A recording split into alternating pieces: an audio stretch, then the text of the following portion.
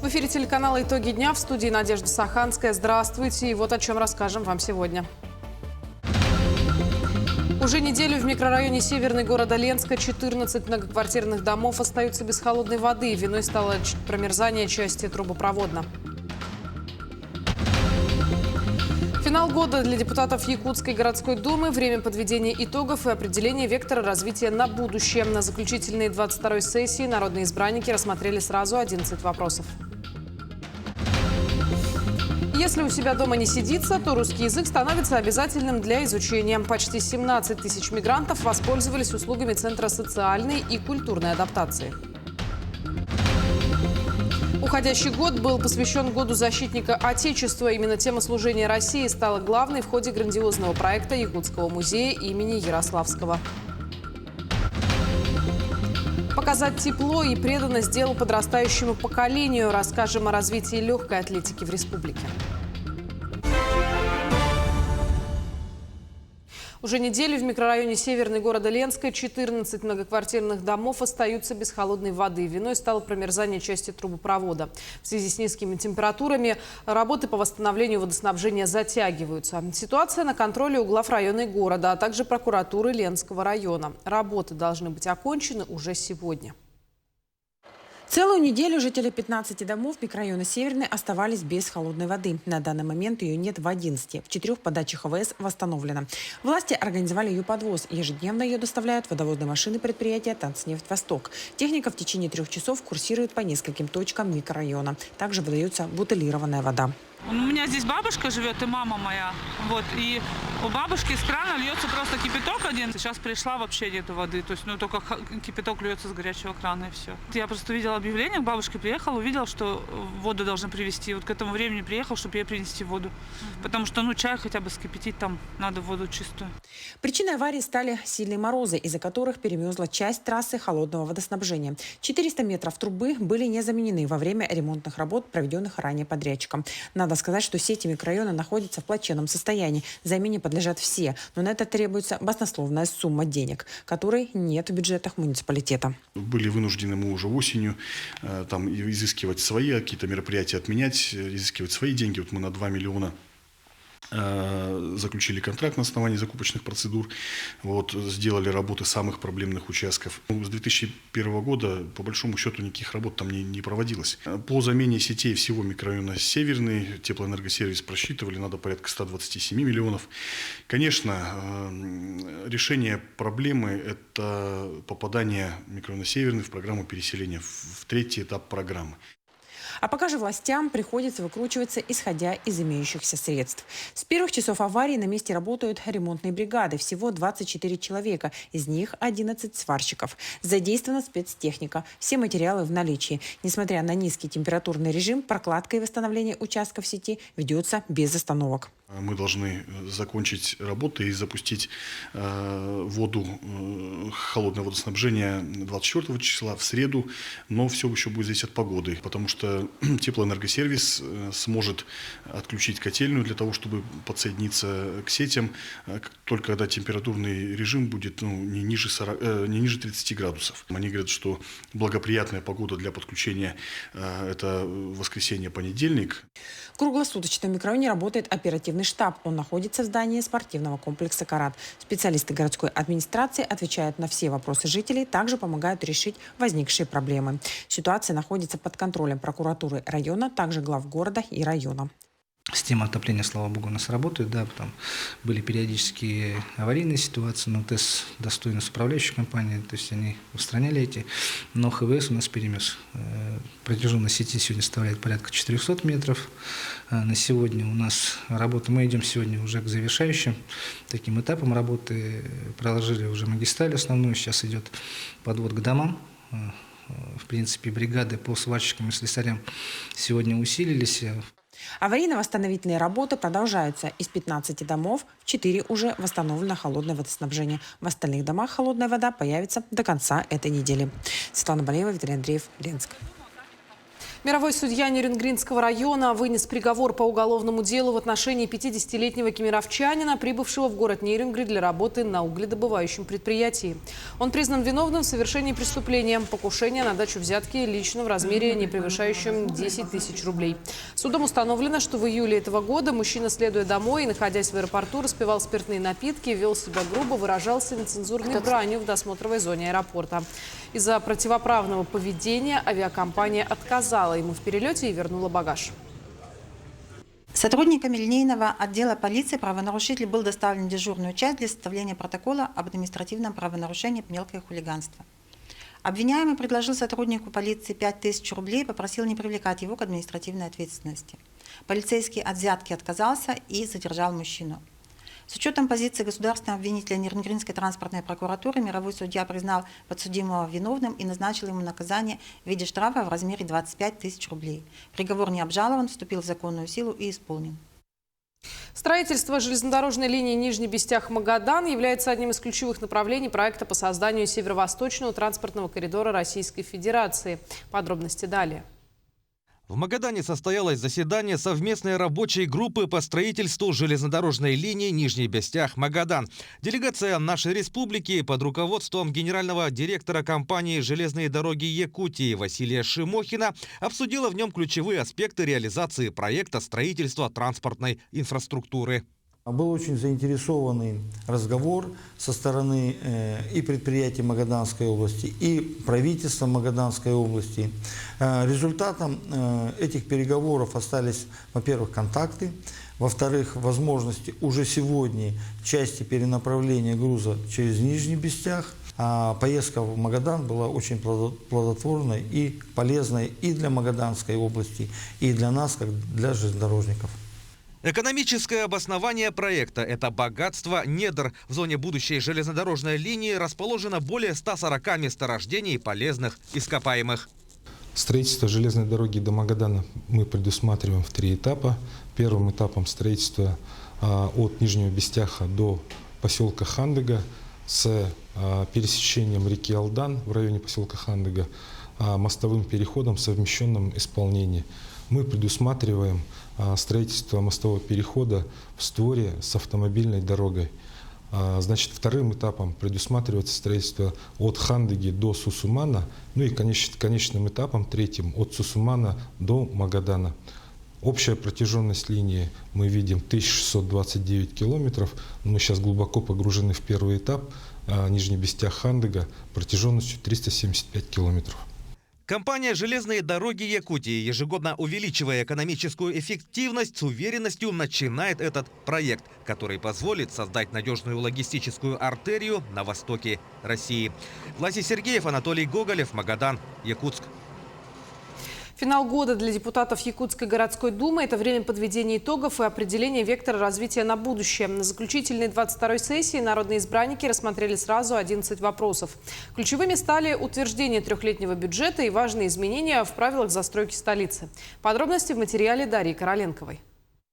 Основной финансовый документ на ближайшие 3 года принят. Бюджет на 2026 и плановый период 2027-2028 года депутаты называют социально ориентированным. Но что стоит за этой формулировкой? Более половины всех расходов заложено на оплату труда работников бюджетной сферы. Бюджет принят в размере 30 миллиардов 900 миллионов рублей. В течение 2026 года планируется, конечно же, в течение года и будут уточнения бюджета, и мы надеемся, что будет в целом увеличение бюджета, потому что в 2025 году мы принимали бюджет в начале года 32,5 миллиарда рублей, а в конце 2025 года наш бюджет составил почти 35 миллиардов 700 миллионов рублей. Отдельной строкой в бюджете выделены столичные функции, субвенция на образовательные стандарты – более 1 246 миллионов рублей. Эти средства, а также часть направлений ЖКХ. Помимо этого, в планах завершения строительства школ номер 1 и школы в микрорайоне Звездный, а также пристроя 17-й школы. По образованию школы, конечно, строятся. И Но этого все равно не хватает. Сегодня вот уже вы слышали, и даже из уст прокурора города прозвучало, что сегодня превышение количества обучающихся относительно проектной мощности школ почти в 2 раза. Поэтому сегодня у нас школы действительно очень нужны. У нас 80% общеобразовательных учреждений работает в 2 смены. Вторым главным итогом сессии стало изменение правил землепользования и застройки. Депутаты заложили правовую основу для введения инфраструктурного сбора. Его суть – обязать застройщиков, возводящих новые жилые кварталы, участвовать в финансировании социальной инфраструктуры – детских садов, школ, поликлиник и дорог. Также изменились правила застройки в Сатале. Удалось добиться от окружной администрации, чтобы вот ранее возведенные дома в сон Сатал, они были нами признаны, вот эти спорные участки нами были признаны законными. Мы поменяли зону с С1 на С2А, и это позволит узаконить те строения, которые находятся на этих участках. Ну и, соответственно, здесь стоит отметить, что эти земельные участки по-прежнему остаются сельхозназначением.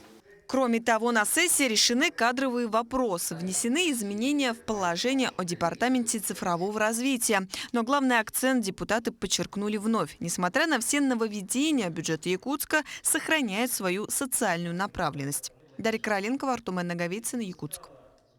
В этом году в Якутии почти 17 тысяч мигрантов воспользовались услугами Центра социальной и культурной адаптации. Работа организации стартовала летом, но уже показала свою эффективность. За помощью специалистов сегодня обращаются иностранцы из Таджикистана, Узбекистана, Армении и даже Китая. А тему продолжит Саргалана Неустроева. Центр социальной и культурной адаптации – пилотный проект Федерального агентства по делам национальности России. Такие же, помимо Якутии, были открыты в Татарстане, Кемерово, Челябинске и Хабаровске. Это значит, что на наш опыт в дальнейшем будут опираться и в других регионах страны. Задача же у всех одна. Мы будем социализировать иностранных граждан, которые въезжают в нашу страну, чтобы не было анклавизации диаспоральных структур, национальных объединений, чтобы они хорошо влились в наше общество. Для этого была разработана специальная программа. В центре иностранцев знакомят с их правами и обязанностями, рассказывают о том, как оформить необходимые документы, но что самое важное, знакомят с местной культурой, обычаями и традициями. Нередко к специалистам обращаются из-за моральной поддержкой. Все-таки интеграция в новом обществе – нелегкая задача. Тут у нас на 3-м этаже МВД находится, также они сюда приходят, в случае каких-то вопросов возникают, они сюда спускаются, и мы им помогаем, консультируем. В основном в группах пишут слова благодарности о том, что мы помогли. Разумеется, социализация невозможна без знания языка. Его здесь преподают как взрослым, так и детям. В этом году образовательный курс прошли 50 ребят разного возраста. Из них 4 сдали тестирование. Дети приходят говорящие, но очень плохо читают, и если даже читают, они не понимают суть прочитанного. Вот, сложность еще в том, что они очень плохо пишут. С грамматикой и лексикой сложности бывают. Курс у нас длится 36 часов. То есть свое обучение дети еще продолжат. Курсы бесплатные и доступны каждому желающему иностранцу. Так же, как и обратиться в центр может любой мигрант, прибывший на территорию Якутии. К слову, выезжают специалисты даже в отдаленные районы республики, так что ни один приезжий не останется без поддержки. Саргалана Неустроева, Артумен Наговицын, Якутск. Искусственный интеллект продолжает свое внедрение в жизнь людей. Теперь его планируют задействовать и в обучении, согласно подготовленным предложениям Госдумы. К новым отечественным технологиям хотят подключить школы, колледжи и вузы. Для них разработают четкие правила использования искусственного интеллекта для генерации информации в процессе научной и учебной деятельности. Кроме того, будут созданы программы повышения квалификации педагогов и преподавателей для работы с нейросетями. В республиканской больнице номер 1 состоялось открытие консультативного центра по лучевой диагностике. В новом пространстве будут проводиться заключения врачей и рентген-исследования для жителей отдаленных районов Якутии, где отсутствуют необходимые специалисты. Подробности в следующем материале. Создание центра решает проблему нехватки врачей-рентгенологов в отдаленных районах республики. Он будет предоставлять заключение и интерпретацию лучевых исследований для медицинских организаций без профильных специалистов.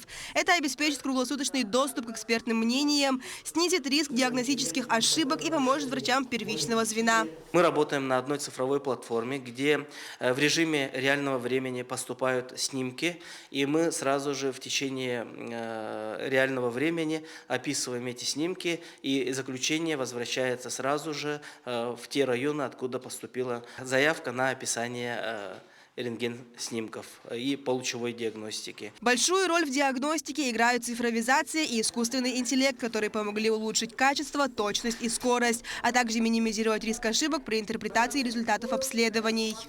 Это действительно очень серьезное событие. Это еще один шаг развития рентгенологической службы республики. И сегодня это требование времени. У нас особый регион. Мы все понимаем, что доступность для нас непростые слова. И доступность медицинских исследований, медицинской помощи, диагностики – это, конечно, очень ключевое для каждого жителя нашей республики. Центр оснащен современным оборудованием, которое позволит быстро получать результаты. Кроме этого, здесь будет создан архив рентгеновских снимков, который поспособствует дальнейшему развитию медицины в регионе. Лилия Бурцева, Джулсан Иннокентьев, Якутск. В Якутии утверждена номенклатура для дополнительного оснащения бойцов СВО из Якутии. В перечень вошло высокотехнологичное оборудование, включая системы РЭБ, БПЛА, радиостанции, тепло- и электрогенераторы. В рамках Тор-Патриотическая продолжится поставка военнослужащим квадроциклов ЕКТ «Сокол», электромотоциклов «Тимират» и БПЛА «Хатой». Активное участие в этой работе принимают предприятия, организации якутяне, которые собирают гуманитарную помощь. На этой неделе отправляется очередная партия помощи, включающая 4 единицы автотехники и продуктовые наборы. С начала 2025 года было доставлено более 135 единиц транспортных средств. Пользуясь случаем, хотел бы в преддверии Нового года всех поблагодарить, кто вносит свою лепту для нашей местной победы. Победа будет за нами, и мероприятия по дополнительному обеспечению участников специальной военной операции снаряжением и оснащением продолжаются. Уходящий год был посвящен Году защитника Отечества. Именно тема служения России стала главной в ходе грандиозного проекта Якутского музея имени Емельяна Ярославского. За 12 месяцев были представлены уникальные экспонаты с линий фронта. Подробности готова рассказать Вероника Таюрская. Не померкнут эти дни. Это не просто проект, а история людей, переживших страшные годы Великой Отечественной войны. Их страхи и переживания, жизнь на фронте и после войны нашли отражение на выставках музея Ярославского. Это не просто череда выставок. Выставок было около 20, и 3 виртуальные выставки. Это стало действительно значимым событием, историко-культурным событием в республике, потому что нас посетило больше 150 тысяч человек. Это были не просто выставки, это были музейные лекции, музейные встречи, встречи с потомками, встречи с участниками этих событий.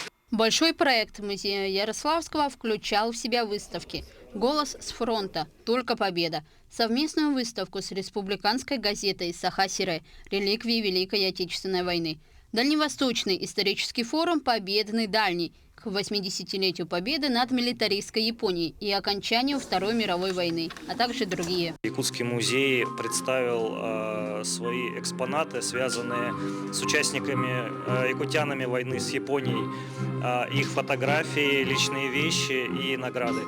Можно так сказать, головной выставкой проекта была выставка «Голос с фронта», которая прошла в необычном формате. Это была аудиовизуальная выставка, на которой посетители нашего музея могли погрузиться наиболее полно в будни участника Великой Отечественной войны из Якутии. Содействие в компоновке выставок приняли якутяне. Одной из активных участниц стала Ирина Кириллина, чья мама работала поваром на фронте. Женщина передала музею ордена, фронтовые письма и личные вещи своей родительницы. Мама награждена была медалью за боевые заслуги. Вообще, в конце Великой Отечественной войны, вот в 1945 году, она была награждена 4 медалями за боевые заслуги, за победу, за взятие Варшавы, за взятие Берлина и за победу в Великой Отечественной войне. Проект «Не померкнут эти дни» объединил 20 выставок, посвященных победе в Великой Отечественной войне. Основой стала аудиовизуальная выставка «Голос с фронта», где все желающие смогли услышать голоса участников тех лет. Музей и дальше будет работать в области сохранения памяти наших воинов. Вероника Таюрская, Джилстан Иннокентьев, Якутск. Сегодня в детской балетной школе прошла презентация книги, посвященная 101-летию первой якутской балерины и педагогу Аксении Посельской. Книга была издана еще в августе тиражом в 100 экземпляров. Она состоит из 3 частей, включает материалы о творческой деятельности, жизненном пути и профессиональном становлении балерины. В издание также вошли воспоминания ее родственников, учеников и земляков. Отдельной особенностью издания стали QR-коды, с помощью которых читатели могут познакомиться с дополнительными материалами, связанными с ее творчеством. На презентации своим стихотворением, посвященным балерине, выступила народная писательница Наталья Михалева-Сая. На основе этого вышла песня и видеоклип с участием семьи и учеников Посельской. Книга очень содержательная, качественная. И мы, как вот упомянули выше, планируем, чтобы вот эта книга была настольной книгой молодых руководителей, которые вот хотят воплотить свои проекты в жизнь, как наша вот Аксения Васильевна. И, конечно же, эта книга должна быть в каждой библиотеке сельских школ, школьных библиотек. Первый зампред правительства республики Дмитрий Садовников и министры строительного, транспортного и ЖКХ блоков присоединились к благотворительной акции «Елка добра». В торговом центре Бубльгум они выбрали открытки с пожеланиями детей и купили для них новогодние подарки. Эта акция уже стала доброй традицией. Ежегодно руководители ведомств Якутии помогают подарить праздник тем ребятам, которые нуждаются в поддержке. Я купил подарки детям именами Ашан и Элина. Я думаю, что пусть это для них эти скромные наши вклады послужат тому, что надо стремиться к хорошему, верить в чудеса новогодние. Ну и, конечно, пользуясь случаем, призываю участвовать в таких хороших делах тем, кому это хочется, возможности есть. Ну и хотел бы также, пользуясь случаем, поблагодарить своих коллег за то, что поддерживают в этом добром деле. Победитель игр Дыгына в будущем году получит беспрецедентный куш, однокомнатную квартиру в Якутске и денежный приз в 3 миллиона рублей. Жилье стоимостью 7,5 миллионов находится в строящемся микрорайоне «Город в парке». Дом сдадут в конце 2027-го. Рядом будут новые школы и детский сад. Денежный приз в 3 миллиона традиционно обеспечит генеральный спонсор турнира. Сейчас мэрия Якутска ищет дополнительных партнеров, чтобы подготовить ценные подарки и для остальных финалистов соревнований. Наша инициатива в виде спонсорства направлена на поднятие уровня нашего национального многоборья и для того, чтобы молодое поколение, молодые ребята тоже, для них, чтобы это служило стимулом для привлечения молодых ребят к спорту, к здоровому образу жизни. Сергей Докторов, известный в Нерюнгри тренер и преподаватель по легкой атлетике, который посвятил свою жизнь работе с детьми, обучая их этому виду спорта в сложных климатических условиях и вдохновляя своим примером. Он является важной фигурой в спортивной жизни города, транслируя тепло и преданность делу подрастающему поколению. Подробности в материале наших коллег. Сергей Докторов – тренер, преподаватель по легкой атлетике спортивной школы «Лидер». В суровых климатических условиях Сергей Дмитриевич несет тепло своей души детям, показывая яркий пример ответственности и высокой дисциплины, удачно сочетая эти качества с человеческой добротой и отзывчивостью. Юбилейный год – 30 лет посвящены работе с детьми. И результатом этой работы стало присвоение звания «Почетный работник сферы образования Российской Федерации». Перво-наперво дети стараются готовиться быть здоровым. Вот самое главное – выступить на сначала на республиканских соревнованиях, потом на первенстве ДФО, региональных соревнованиях. Ну и дальше планируем на всероссийские соревнования выступить, показать себя, посмотреть на других детей, в каком состоянии они, и сравнивать себя с другими детьми, с другими регионами. Высокие результаты – это прежде всего регулярные тренировки и системные занятия. Любой спорт – это прежде всего дисциплина и неукоснительное выполнение заданий тренера. А при работе с детьми это вдвойне сложная задача для наставника. Но Сергею Дмитриевичу всегда удается найти подход к своим воспитанникам. Мне с ним хорошо занимаются, он хороший тренер, хорошо может все объяснить, показать. Тяжело? Ну, иногда бывает, да. Тренер очень хороший, много чему учит, с ним комфортно заниматься. Мне нравится заниматься вообще.